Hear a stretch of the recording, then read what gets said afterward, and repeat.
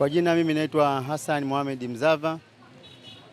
Niko hapa mtaa Yombo ni Magengeni soko. Biashara yangu kubwa kama unavyoiona hapa, nauza kuku na ni mwendeshaji wa bodaboda vile vile. Kujiandaa, nimejiandaa kulingana na jinsi nilivyojiandaa, kwa sababu biashara kwa kweli ni ngumu. Sababu watu kama unavyoona, watu pesa hawana, kitu tunajitahidi hivyo hivyo. Kwenye biashara yangu kidogo kwenye sikukuu inakuwa ngumu, sababu watu wananunua vyakula vingine tofauti na samaki. Kwa mfano kama wananunua kama nyama hivi, chere, lakini biashara hii kidogo inakuwa ngumu. Biashara yangu nimejiandaa vizuri, na nawaomba wateja waje kwenye biashara, watume pesa na watumie pesa wazazi wao huko shamba na sehemu nyingine zote, wawakumbuke katika kipindi hichi cha sikukuu, kwa sababu ni kheri kwa wao wakifanya hivyo. Maandalizi hili yako vizuri, tumejiandaa, tumemaliza mwezi, nashukuru. Mengine tunamwachia Allah. Lakini tumemaliza, tumefunga vizuri mpaka leo mwezi 29 inshallah. Tunashukuru. Nawakaribisha kwenye biashara yangu hii ya nyama. Bei hazijabadilika sana, imebadilika kidogo tu. Kwa hiyo wateja msiwe na wasiwasi, karibuni sana.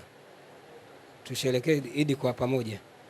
Msimu wa sikukuu ya Eid tumejipanga vizuri na biashara zetu ziko vizuri na hazina bei. Biashara bei yetu ni zile zile za kawaida. Kwa hiyo tuko vizuri. Katika kipindi hiki cha msimu wa sikukuu ya Eid Fitr, tunawakaribisha wateja wetu, karibuni sana. Mchele upo mzuri, mafuta, vitu vyote kama kawaida, hatujapandisha bei, bei ni zile zile, karibuni sana. Wafanya biashara wanapandisha bidhaa, labda inategemea. Wenda wengine wanapandisha kwa sababu ya tamaa, lakini kama ni soko lenyewe ndio linakwenda wakati huo liko hivyo, basi hamna jinsi. Lakini kama wale wanapandisha kwa tamaa, wasifanye hivyo kwa sababu mwezi wa kuchuma. Tendo tu niwafahamishe kwamba sisi kama wafanyabiashara soko la Madenge tumejipanga kwa ajili ya kupokea sikukuu ya Eid. Kwa hiyo tunaona kwamba bidhaa, pamoja na kwamba bidhaa ziko juu, lakini wafanyabiashara wamejipanga kuwapokea wateja ili waweze kufurahia sikukuu ya Eid.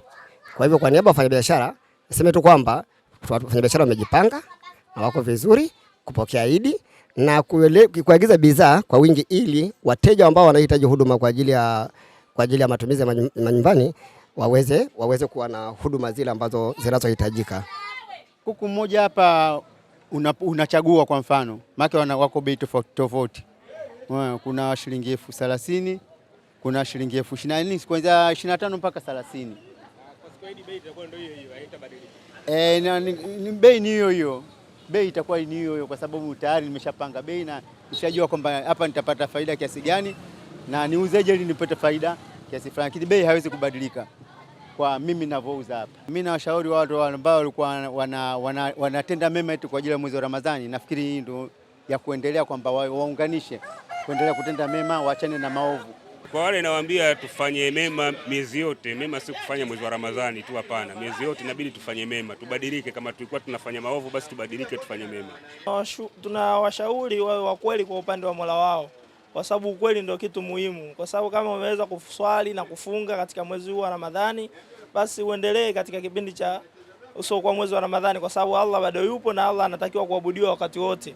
Kwa cha msingi mtu awe ni mkweli katika upande wa Mola wake.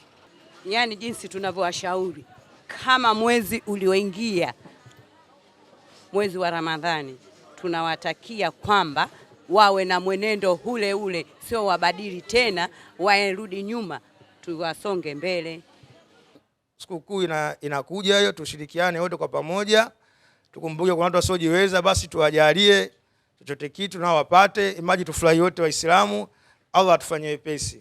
Wanaosherehekea Eid kwa mapombe, kwa starehe isiyokuwa inayohitajika, wanakosea na wanafanya makosa makubwa sana, kwa sababu ndani ya mwezi wa Ramadhani umefuta madhambi yote.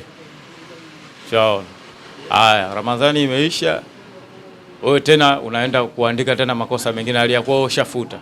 Kwa hiyo unakuwa ni mwenye hasara. Usijaze maasi tena mara hili, we bibi wewe tulikwambia hivi tuonane tena leo tena, basi nimeswali tayari tuonane. Hapana, acha madhali umetui kwa kufunga Ramadhani kitakuwa. Kwa hiyo uendelee katika kudumu hali ya maisha mema. Penda kutoa salamu za Eid Fitri kwa Waislamu wenzetu wote duniani. Sisi ni wamoja na tunajiandaa kufurahia sikukuu ya Eid Fitri tukiwa pamoja. Kishki TV, nuru ya dini yako.